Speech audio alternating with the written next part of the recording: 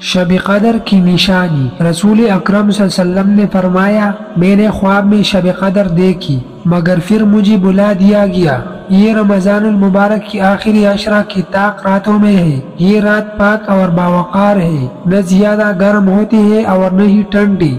اس میں شیطان نہیں نکلتا یہاں تک کہ صبح صادق نہ ہو جائے۔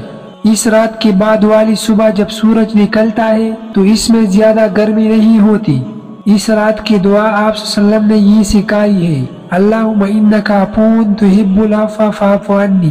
ترجمہ، اے اللہ آپ بہت زیادہ معاف کرنے والے ہیں، معافی کو پسند کرتے ہیں، لہٰذا میرے گناہ بھی معاف فرما دیجئے۔ اس طرح کی مزید ویڈیو دیکھنے کے لیے ہمارا چینل ضرور سبسکرائب کرو۔ والسلام۔